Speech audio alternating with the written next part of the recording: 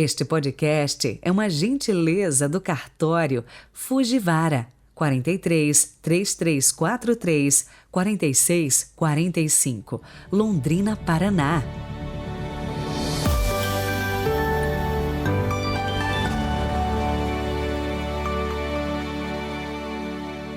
Sou um mistério para mim mesmo, dizia Padre Pio aos que lhe pediam que explicasse as coisas estranhas que aconteciam com ele. Coisas estranhas, dons espirituais. Padre Pio conseguia penetrar a mente, o coração dos que o procuravam. As mais de 18 horas no confessionário, dia após dia, durante anos, o fez sábio na direção espiritual.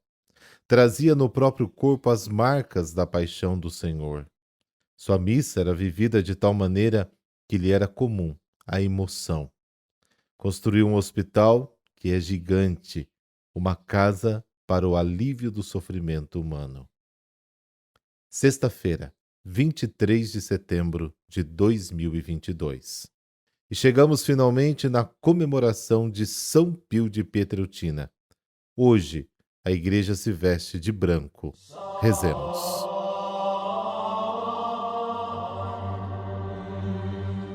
Pelo sinal da Santa Cruz, livrai-nos Deus, nosso Senhor, dos nossos inimigos.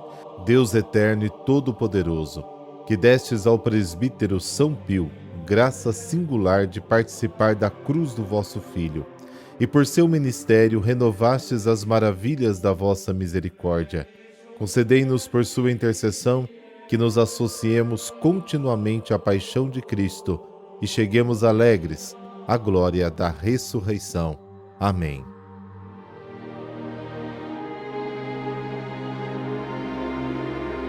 Lucas, capítulo 9, versículos de 18 a 22. O Senhor esteja convosco, Ele está no meio de nós.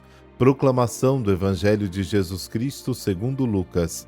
Glória a vós, Senhor.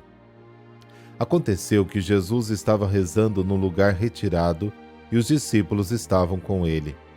Então Jesus perguntou-lhes: Quem diz o povo que eu sou? Eles responderam: Uns dizem que és João Batista, outros que és Elias, mas outros acham que és algum dos antigos profetas que ressuscitou. Mas Jesus perguntou: E vós, quem dizeis que eu sou? Pedro respondeu: O Cristo de Deus. Mas Jesus proibiu-lhes severamente que contassem isso a alguém. E acrescentou: O Filho do Homem deve sofrer muito, ser rejeitado pelos anciãos, pelos sumos sacerdotes e doutores da lei. Deve ser morto e ressuscitar no terceiro dia. Palavra da salvação. Glória a vós, Senhor. O Evangelho de hoje retoma o mesmo tema do Evangelho de ontem, a opinião do povo sobre Jesus. Ontem começava com Herodes, hoje é o próprio Jesus quem pergunta o que as pessoas pensam, a opinião pública, e os apóstolos respondem com os mesmos conceitos de ontem. Ele vem imediatamente após o primeiro anúncio da paixão, morte e ressurreição de Jesus. No Evangelho de Lucas, em várias ocasiões importantes e decisivas, Jesus aparece em oração. No batismo, quando assume a sua missão, Lucas 3, nos 40 dias no deserto, quando vence as tentações do diabo à luz da palavra de Deus, Lucas 4, na noite anterior à escolha dos 12 apóstolos, Lucas 6, a transfiguração, conversa com Moisés e Elias sobre a paixão em Jerusalém, Lucas capítulo 9, no jardim, quando enfrenta a agonia, capítulo 22, na cruz, quando pede a Deus o perdão ao soldado, 23, e na entrega do Espírito ao Pai, também no capítulo 23. E a opinião do povo sobre Jesus? Eles responderam: para alguns João Batista, para outros Elias, mas outros pensam que você é um dos profetas antigos que ressuscitou. Como Herodes, muitos pensavam que João Batista havia ressuscitado em Jesus. Era comum a crença de que o profeta Elias deveria retornar. Mateus 17, Marcos 9, Malaquias 3, Eclesiástico 48. e todos nutriam a esperança da vinda do profeta prometido por Moisés. Deuteronômio capítulo 18. Respostas, claro, insuficientes. Depois de ouvir as opiniões dos outros, Jesus pergunta: E para vocês, quem sou eu? Pedro responde: o Messias de Deus. Pedro reconhece que Jesus é aquele por quem as pessoas estão esperando e que vem para cumprir as promessas. Lucas omite a reação de Pedro, que tenta dissuadir Jesus de seguir o caminho da cruz, e também omite a dura crítica de Jesus a Pedro, como está em Marcos capítulo 8 e o capítulo 16 de Mateus. Então Jesus ordenou expressamente que não contassem a ninguém. Eles foram proibidos de revelar ao povo que Jesus é o Messias de Deus. Mas por que Jesus proibiu isso? Não é para anunciar? Não é para proclamar o Messias? Naquela época, como já vimos, todos esperavam a vinda do Messias, mas cada um à sua maneira. Uns esperavam um rei, outros um sacerdote, outros um médico, um doutor, um guerreiro, um juiz, um profeta. Ninguém parecia esperar pelo Messias servo, anunciado por Isaías, lá no capítulo 42. Quem insistir em manter a ideia de Pedro, ou seja, do glorioso Messias sem cruz, não entende nada e nunca chegará a assumir a atitude do verdadeiro discípulo. Ele continuará andando no escuro, como Pedro transformando pessoas em árvores. Marcos capítulo 8. Porque sem a cruz é impossível entender quem é Jesus e o que significa seguir Jesus. Por isso Jesus insiste novamente na cruz e faz o segundo anúncio da sua paixão, morte e ressurreição. E Jesus acrescenta: é necessário que o Filho do Homem sofra muito, seja rejeitado pelos anciãos, pelos escribas, seja morto e ressuscite no terceiro dia.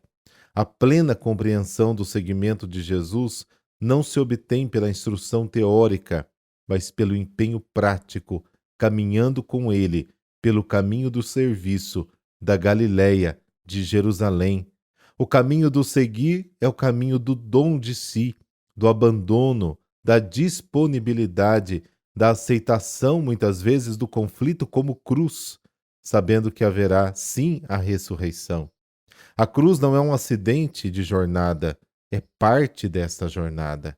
Quem faz de sua vida um serviço aos outros incomoda aqueles que vivem aprisionados por privilégios e por isso também sofre.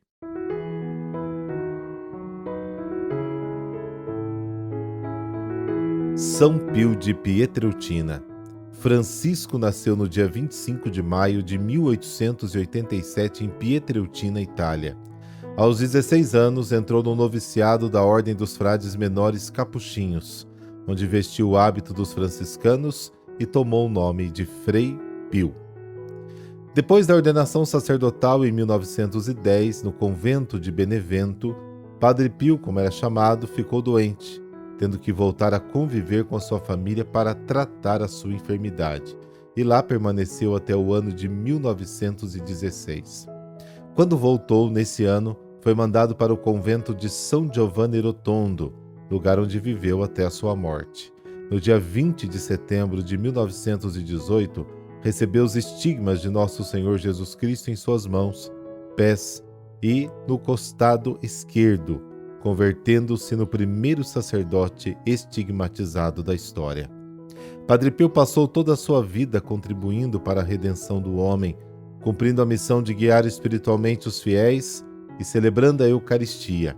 Para ele, sua atividade mais importante era, sem dúvida, a celebração da Santa Missa.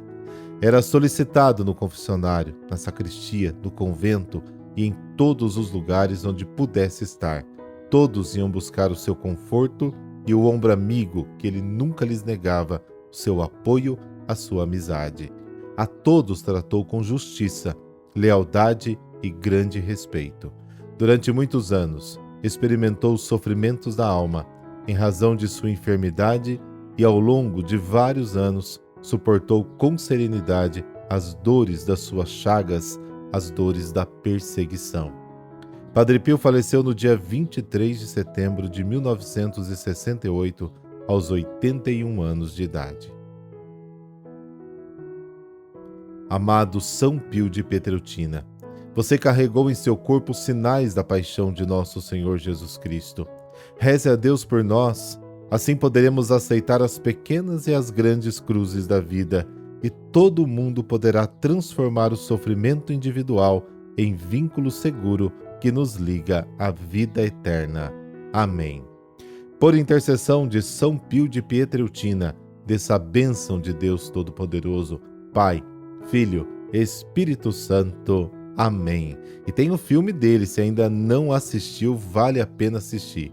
Eu encontrei até no YouTube.